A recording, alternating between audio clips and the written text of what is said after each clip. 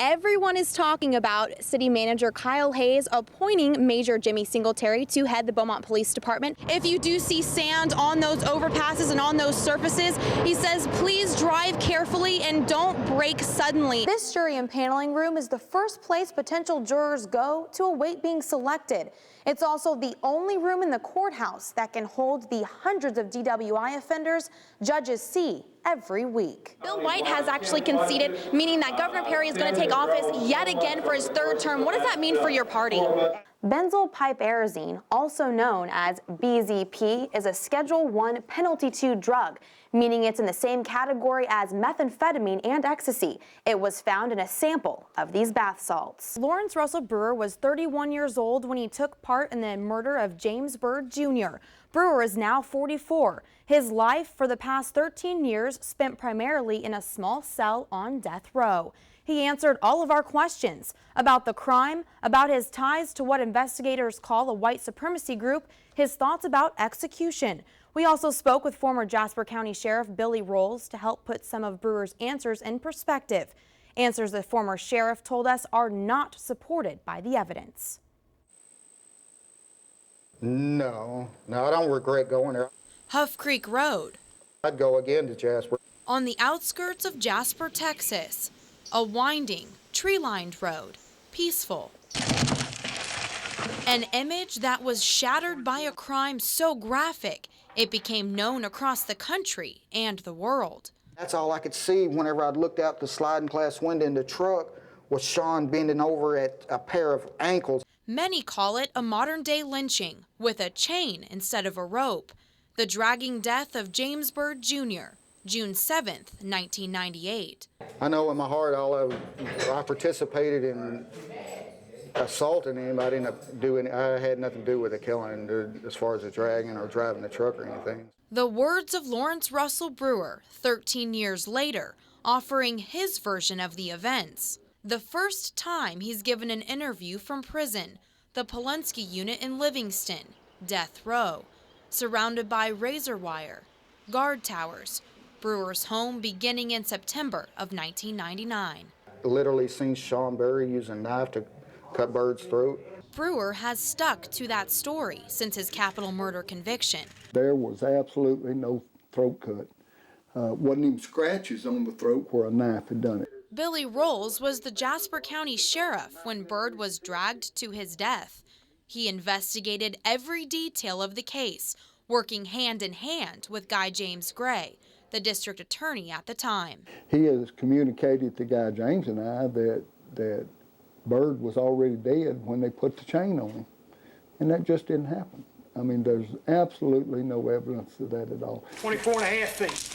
What the evidence showed is that Byrd was alive when he was tied to a chain and dragged behind a pickup truck down Huff Creek Road. It was an agonizing death. Byrd struggled to hold himself up by his elbows.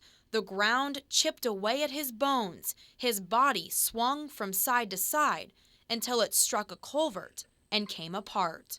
It began here and ended 2.5 miles down this road. It brings back memories for the sheriff, memories he wants to put to rest. A lot of bad memories out here. I still remember walking from the body was right there in the middle of the road right there. It's sickening. As far as any regrets, no, I have no regrets. No, I would do it all over again, to tell you the truth. And what would Brewer say to the Byrd family? Absolutely nothing. Only one possibly would be I would have liked to have spoke with the mom and the father, tell them face to face exactly what happened, in private instead of in front of through the media or through the courts. Going through all those trials and still absolutely zero remorse. I mean, that's just so far over my head, I can't comprehend it. Confederate flag and like a cross burning and the intertwined KKK. Rolls and others close to the case say to understand more about Brewer, more about what led to the crime, you can look at the tattoos that cover his body. They tell a story of hate. I wouldn't consider it a white supremacist. I would say more or less a separatist. Brewer joined the Confederate Knights of America when he was in prison, years before he ended up in Jasper. He says the group molded him, molded his views about blacks and other minorities. I personally come out of prison after being there for 4 years on Beto 1 and watching the blacks and the Mexicans, the other races, literally beat people near death. So I come out after 4 years of that, and you know, with that mentality, you know, like every black and Mexican I seen was like, you know, hatred toward them. So I just wanted to be, you know, around white people. Beliefs branded on his body, showing his loyalty to the Confederate Knights. You know, if you're a member, then you got to identify yourself. Everyone would recognize you. Now, Lawrence Russell Brewer will be forever linked to the murder of James Byrd Jr. Still pray for the people here in Jasper, because I'm telling you, we still carrying these scars. They're not gone. It's a shame that everybody can't accept life that way, to treat all people with respect and dignity, and that would be my prayer. A prayer the former sheriff says is unanswered because of the events that took place on this logging road 13 years ago. Alvin, Rusk, Austin, Houston. Officers came from across Texas to pay their respects to one of their own. We don't know each other, but there's nothing we wouldn't do to help each other out. Yeah. We drove 5 hours, 6 hours to get here. I'd drive a day to get here. One by one, officers from across the state walked into the Beaumont Civic Center and took their seats. They stood out in their different uniforms, but no matter the color or design, they all had something in common. They felt the same pain, the pain they always feel when they look at the casket of a man or woman in uniform who died in the line of duty. I've been on the honor guard now for about 11 years, and I've attended way too many of these functions, these funerals, and it never changes. Patrol car lights led the way into Oak Bluff Cemetery,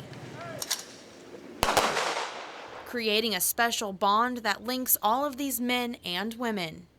About the best way to sum it up, it's an honor. It hits us all in the heart. It's really hard.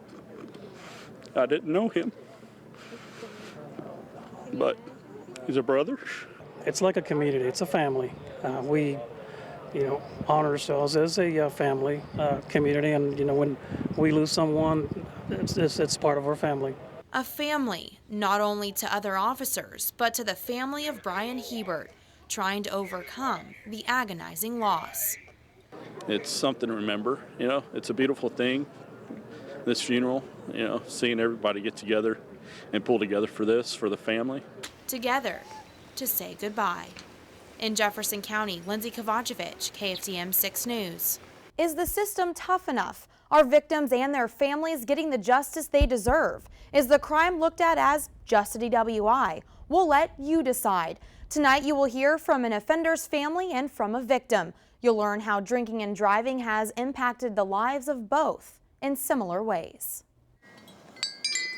The wind softly blows on a spring morning, the twinkling of chimes ringing in the air. The soft breeze brushes its hand through the flowers. Her love was for cheerleading. And a doting mother talks about her 19-year-old daughter while she visits her gravesite. She liked to make people laugh. A laugh Kathy Hernandez can only hear in her memories. 4 years ago, her daughter Casey died in a drunk driving accident. It's that one phone call that every parent dreads. You're not supposed to bury your children. Kathy Hernandez buried Casey. She describes her daughter as an outstanding student, a child who always followed the rules. Rules didn't help Casey April 29, 2007. She was the one who was drinking and driving. I think more people should step up. Like you said, I'm the only one that I know of that's out there saying, yes, my daughter, she, was drinking and she was driving. And I can't change that, and it breaks my heart to have to tell people that, but trying to make something good, you know, so maybe she didn't just die for nothing. Because of drinking and driving, Casey's family now must visit her at her gravesite. But the accident also forever changed the life of a young man. It was, say, 1:20 in the morning when the actual wreck happened. I just basically woke up in a nightmare. A nightmare Danny Simeon is living each and every day. I broke 6 left ribs, tore my main veins in my heart, my aorta, broke both thigh bones, shattered both knees, shattered both ankles, and now I have metal in both ankles, I have metal in both knees, metal in both thigh bones, and an iron rod, well, a ladder, however you say, going up and down my spine with like 20 screws in it. Danny's injuries on that early April morning 4 years ago left him paralyzed from the waist down. He was just a teen then. Now he's a young man. I tried to end my life a couple of times over this. A young man who will be in a wheelchair for the rest of his life, not because of anything he did, but because he was the victim of a drunk driver. I didn't accept myself. This wasn't the way I was. I wasn't born like this. Danny Simeon and Kathy Hernandez have something in common. Kathy's daughter, Casey, was the drunk driver who hit Danny and forever changed his life. Don't drink and drive. That's the main thing. Because, if it's not only your life that's in danger, because if it was, then, I wouldn't have been injured. Once you've gotten behind that wheel and you're down the road, nobody's going to help you after that. You're on your own, and you will have consequences to face. Couldn't move my lower body. Danny wants his life, his injuries, his tragedy to have meaning for others. Somebody else's decision. Kathy wasn't there this night, but she almost always is, and that's rare. They know their story together is a powerful one to tell and hope it can save at least one life. Danny knows how one person's mistake is another person's nightmare. I don't hate the mother. I don't hate Casey. I don't hate, in the beginning, I was mad. Who wouldn't be mad, But as time grew and I had to realize, it's the thing is, you forgive. But, you don't have to forget. Forgiveness for a mother who lives with a constant reminder her daughter isn't coming back. And a 22-year-old man with hopes and dreams who will now spend the rest of his life like this.